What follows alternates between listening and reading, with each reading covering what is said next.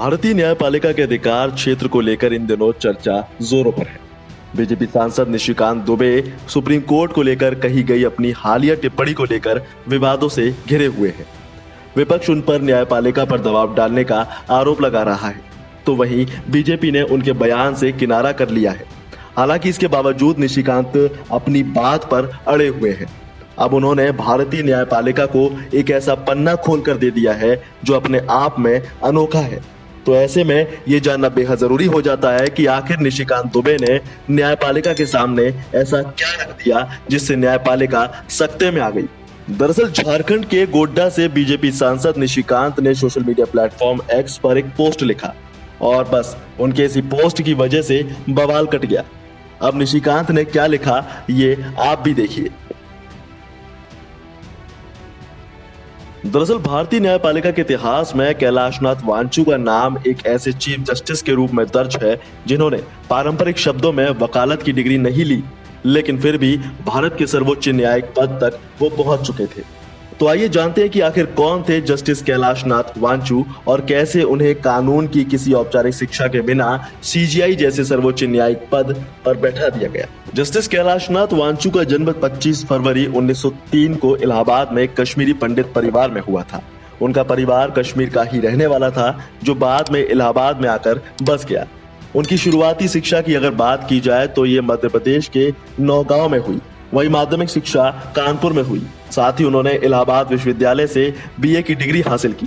पढ़ाई में मेधावी वांचू ने 1924 में इंडियन सिविल सर्विसेज यानी आईसीएस की परीक्षा पास कर ली और ट्रेनिंग के लिए लंदन चले गए। ऐसा माना जाता है कि किसी जज या सीजीआई बनने के लिए वकालत की डिग्री जरूरी है, लेकिन वांचू इसका अपवाद थे। उन्होंने सीधे तौर पर एलएलबी की डिग्री हासिल नहीं की थी, बल्कि 1924 में सिविल सर्विसेज में सिलेक्ट होकर लंदन चले गए। वहां उन्होंने ऑक्सफोर्ड यूनिवर्सिटी से ट्रेनिंग के दौरान क्रिमिनल लॉ की पढ़ाई की और उन्होंने कानून की बारीकियों को सीखा, जो बाद में उनके न्यायिक फैसलों में झलकने लगी। ऑक्सफोर्ड में ट्रेनिंग पूरी करने के बाद वो उत्तर प्रदेश और उत्तराखंड में ज्वाइंट मजिस्ट्रेट और कलेक्टर नियुक्त हो गए। करीब एक दशक तक अलग अलग जिलों में प्रशासनिक सेवाएं देने के बाद साल 1937 में वो सेशंस एंड डिस्ट्रिक्ट जज बनाए गए। आजादी के बाद 1947 में उन्हें इलाहाबाद हाई कोर्ट में एक्टिंग जज बनाया गया और जब उनके एक आईसीएस सहयोगी छुट्टी पर थे तब महज 10 महीनों में उनकी योग्यता के आधार पर उन्हें स्थायी जज नियुक्त किया गया। इसके बाद उनका तबादला राजस्थान हाईकोर्ट में हुआ, जहां वो 1951 से 1958 तक मुख्य न्यायाधीश रहे और इसी दौरान उनकी पहचान एक कुशल, निष्पक्ष और गहरी कानूनी समझ रखने वाले न्यायाधीश के रूप में बन गई, जिसने उन्हें सुप्रीम कोर्ट तक पहुंचाया और वो 11 अगस्त 1958 को सुप्रीम कोर्ट के जज बनाए गए।